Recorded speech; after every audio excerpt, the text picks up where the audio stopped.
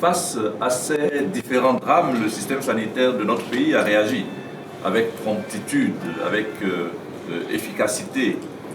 Au niveau de tous les hôpitaux engagés dans la prise en charge des cas, je voudrais ici louer la disponibilité du personnel soignant à agir promptement pour sauver de nombreuses vies humaines.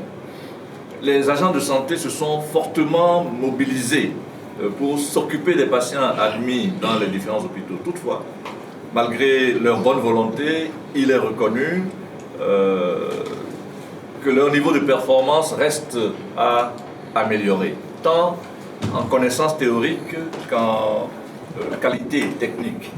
Les différents acteurs de la chaîne de prise en charge des cas de brûlure doivent être outillés pour la prise en charge de ces situations dramatiques, depuis les lieux des accidents jusqu'au niveau des hôpitaux et même après la sortie de l'hôpital en ce qui concerne les questions de réadaptation.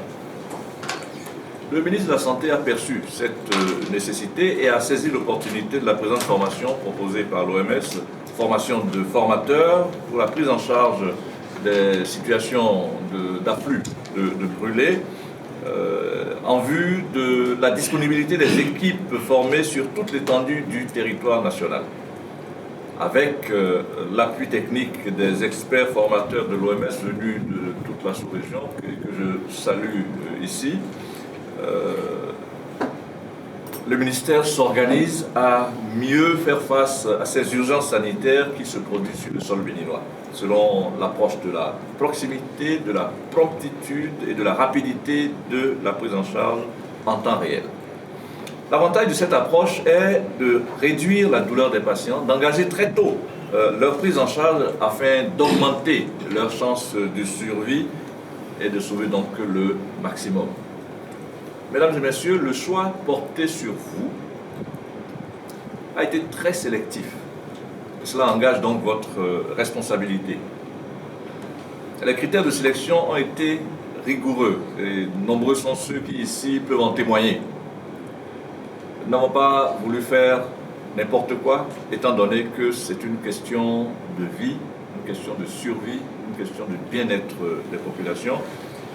Et donc, vous êtes invités à faire preuve de sérieux et de disponibilité, aussi bien au cours de la présente formation qu'après celle-ci et surtout lorsque les situations, nous espérons qu'elles ne surviendront pas, mais lorsque celles-là surviendront, il faudra que vous soyez disponibles et disposés à mettre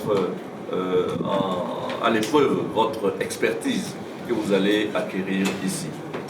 Cette phase de formation, que je dirais même formation de formateur, puisqu'il est question que vous alliez, au retour chez vous, implémenter cette formation, l'élargir à d'autres pour que le pool soit plus renforcé. Donc cette formation permettra d'ouvrir une perspective à notre pays afin de disposer d'un pool de cadres, un pool de techniciens capables de prendre en charge la gestion de l'afflux de brûlés, de grands brûlés sur toute l'étendue du territoire. Et donc le ministère de la Santé fonde son espoir sur vous, sur votre équipe, afin d'améliorer la qualité des soins offerts aux victimes de drames d'incendie, quel que soit l'endroit où ce drame se produit sur notre territoire. La présente formation entre donc bien dans le cadre tracé pour l'amélioration du bien-être des populations. Chers participants, je voudrais finir mon allocution en remerciant notre partenaire technique et financier qu'est l'OMS, l'Organisation mondiale de la santé, qui nous accompagne toujours et à tout instant sur toutes les questions de santé. Remerciements appuyés aux experts provenant de cette noble institution. J'ai grand espoir que notre collaboration va impacter davantage le système sanitaire de notre pays et contribuer à améliorer la qualité de vie de nos concitoyens.